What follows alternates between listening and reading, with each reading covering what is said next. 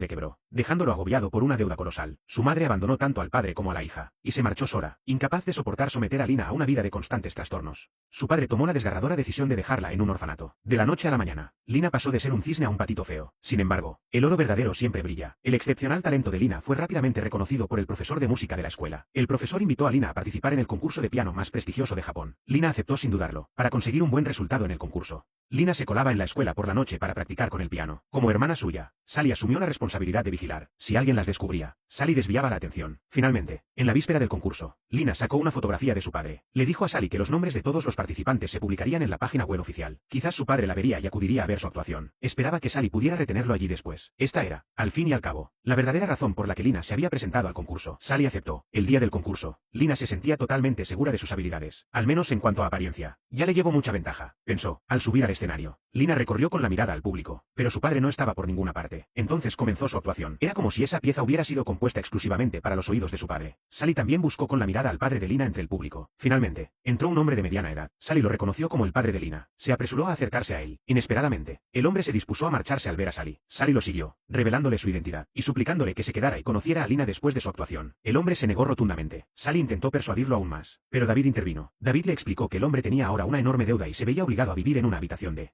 10 metros cuadrados. Apenas podía mantenerse a sí mismo, y mucho menos a su hija. Esa vida podría ser soportable para la niña, pero el padre no podía aceptarla. Resultó que el padre de Lina había decidido ver el partido desde lejos, sin querer convertirse en un obstáculo para el futuro de su hija, quizás intuyendo que la competición estaba llegando a su fin. El hombre se dio la vuelta y se alejó, con una figura cada vez más distante y decidida. Sally comprendió que tal vez fuera mejor para Lina quedarse en el hogar del pequeño pato salvaje, así que ocultó el hecho de que su padre había venido. Como era de esperar, Lina consiguió el segundo puesto y pasó a la final. El profesor le puso deliberadamente una nota baja para evitar que se volviera complaciente. El día de la final, Lina volvió a pedirle a Sally que estuviera atenta por si aparecía su padre. Sally finalmente decidió contarle la verdad a Lina. Creía que el talento de Lina nunca la decepcionaría. Efectivamente, Lina actuó de forma impecable en el escenario. Sus dedos bailaban sobre las teclas como espíritus elfos. Y su música era etérea y conmovedora. Sin duda, el campeonato sería suyo una vez que terminara esta pieza. Sin embargo, Lina la abandonó en el momento más crucial. La empresa de su padre había quebrado, dejándolo con una enorme deuda. Para salvar las aspiraciones musicales de su hija, se disponía a abandonar la ciudad. Sin embargo, Lina decidió demostrar con hechos que permanecer al lado de su padre era más importante que perseguir sus sueños. Todos quedaron atónitos ante la decisión de Lina. Poco a poco, Lina se puso en pie, armándose de valor. Se dirigió a su padre, que se encontraba entre el público, y le dijo las palabras que había reprimido durante años, aunque el rostro de su padre estaba ahora bañado en lágrimas. La razón dictaba que marcharse era la mejor opción. Tras un largo periodo de confusión emocional, finalmente decidió partir, pero David lo detuvo en seco. ¿Has oído eso? Eso es lo que quiere tu hija.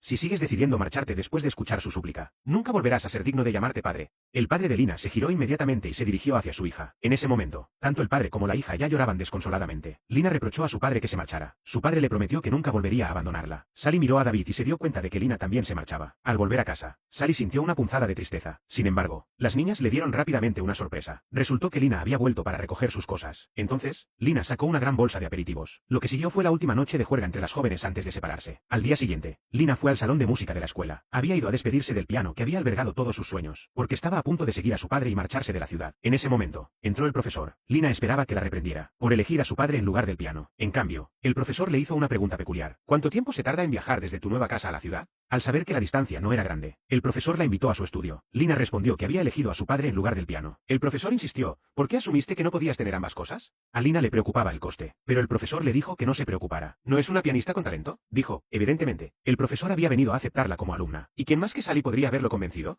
Sally sabía que Lina se marchaba de verdad. Más tarde, finalmente se cerró el contrato de adopción de Lena y Nancy. Lena intentó ofrecerle a Sally algunas palabras de consuelo. En cambio, Sally consoló a Lena. Pronto encontraremos nuestra propia felicidad. Lena se marchó entonces con Mary. Las huérfanas soñaban con ser adoptadas. Y Vera no era una excepción. Había perdido la cuenta de cuántas veces había soñado con los Julie. Sabía que quizás solo en sueños podía ser su hija. Sin embargo, aun sabiendo que era un sueño, deseaba no despertar nunca. Pero Sally destrozó su hermosa ilusión. Sally le informó a Vera que los Julie estaban abajo, que habían venido a llevarla a casa. Vera pensó que todavía estaba soñando. No podía creer que un sueño tan hermoso pudiera hacerse realidad. Solo cuando vio el coche de los Julie a través de la ventana, Vera se dio cuenta de que todo era real. Sally la instó, vamos, bajemos rápido. Todos te están esperando. Sin embargo, cuando su sueño estaba a punto de hacerse realidad, Vera se echó atrás, se encerró en sí misma, negándose a ver a nadie. Sally no lo entendía. ¿No había anhelado durante tanto tiempo que Julie y su marido la adoptaran en sus sueños? ¿Por qué? Cuando por fin se le presentaba la oportunidad, ¿dudaba?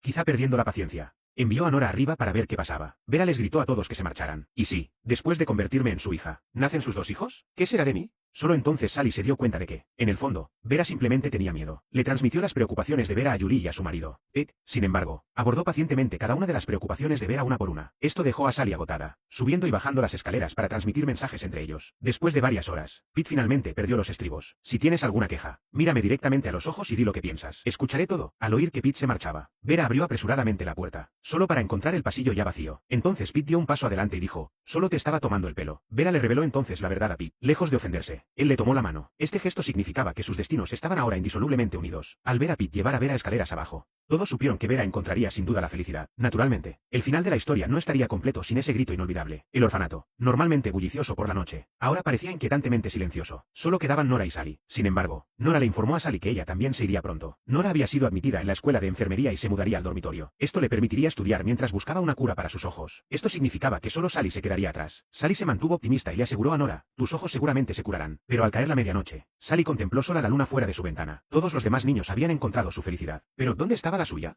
Entonces Sally pensó en su profesor. Hace mucho tiempo, él le había contado que su hija había muerto en un accidente de coche. Sin embargo, su esposa nunca pudo aceptar esta realidad. Con el tiempo, su mente se volvió confusa, lo que la llevó a creer persistentemente que su hija seguía viva. Cuando Sally visitó por primera vez la casa del profesor, la esposa de este confundió a Sally con su propia hija fallecida. El profesor sabía que ya no podía permitir que su esposa siguiera viviendo en este mundo de fantasía. Le dijo a su esposa, nuestra hija se ha ido. Debes ser valiente y mirar hacia adelante. Sin embargo, la esposa no podía aceptar la partida de su hija. Incluso blandió un cuchillo, amenazando con seguir a su hija en la muerte. Sally escuchó todo esto desde fuera de la puerta. De naturaleza bondadosa, tomó una decisión trascendental. Ocuparía el lugar de Tess como hija del profesor. A partir de ese día, Sally visitaba la casa del profesor a diario. Cuando la esposa del profesor se dormía, se vestía y se marchaba. El profesor estaba profundamente agradecido por todo lo que Sally hacía por él. Sally confesó que era la primera vez que llamaba a alguien, mamá, tan abiertamente. Incluso en anteriores estancias de prueba, le había costado mucho pronunciar esas palabras. Sin embargo, en sus posteriores interacciones con la esposa del profesor, Sally se fue acostumbrando poco a poco a que la llamaran Tess. Parecía sentir el afecto maternal que emanaba de aquella mujer. En el fondo, Sally comenzó a querer de verdad a esa madre. Sin embargo, sabía que su madre solo quería a Tess, no a ella. La esposa del profesor solía actuar como si no reconociera a Sally. Los estados fluctuantes de lucidez y confusión de la esposa del profesor atormentaban profundamente a Sally. Al regresar a la habitación vacía, Sally se sentó sola en el suelo, perdida en sus pensamientos. En ese momento, Kyle entró con la cena. Sally dio un bocado, pero ya no pudo contener las lágrimas. Kyle no dijo nada, solo se sentó en silencio a su lado. Su significado era tácito. Él protegería en silencio a Sally hasta el final. Ese día, Lina regresó. Vera también regresó. No lo habían planeado, pero todas regresaron ese día, porque hoy era el día en que Sally firmaba el acuerdo de adopción con la profesora. Pero, ¿cómo podía traer verdadera felicidad convertirse en la sustituta de otra persona?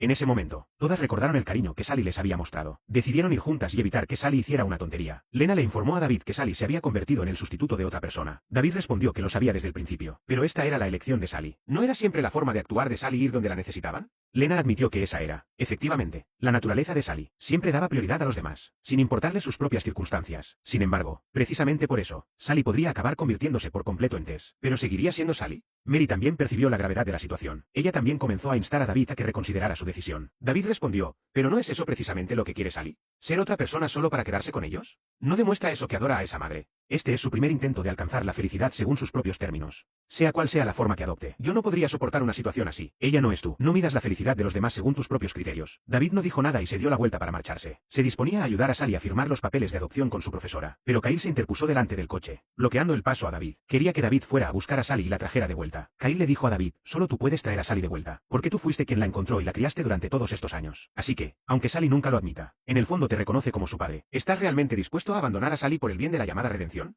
Resultó que la esposa de David había sufrido complicaciones durante el parto años atrás. Sin embargo, ella insistió en salvar a su hijo. Como esposo, él eligió sin vacilar protegerla. Al final, su esposa sobrevivió, pero el precio fue la pérdida permanente de su hijo. Ella le echó toda la culpa a él. Por lo tanto, nunca pudo perdonarlo. Su matrimonio terminó allí. Sin embargo, él nunca pudo perdonarse más que ella. Llegó al campo bajo una lluvia torrencial. Al contemplar el balón de fútbol destinado a su hijo, ya no pudo contener su dolor. Pateó el balón con fuerza, y luego golpeó el poste de la portería una y otra vez, hasta que se rompió la pierna. Pero el dolor físico palidecía ante la agonía de haber perdido a su esposa y a su hijo. El aguacero lavó el barro de su cuerpo, pero no pudo limpiar la culpa que cargaba. En busca de la redención, renunció al trabajo que una vez amó por encima de todo. Fundó este orfanato, llamado Little Duck House. Se dice que el hombre tiene 108 tipos de penas, y él juró encontrar hogares para 108 niños que anhelaban tener padres. Habiendo experimentado personalmente la agonía de perder a un hijo, deseaba más que nadie que los niños del orfanato encontraran la felicidad. Y fue precisamente esta determinación la que le hizo ser más estricto con los huérfanos que cualquier padre con sus propios hijos. Por eso, todos los niños le llamaban David. Ahora, solo necesitaba un niño más para completar su redención. Los papeles de adopción estaban firmados. La carga de culpa que David había llevado consigo por fin podía descansar en paz. Pero cuando vio la actitud cautelosa de Sally ante la directora,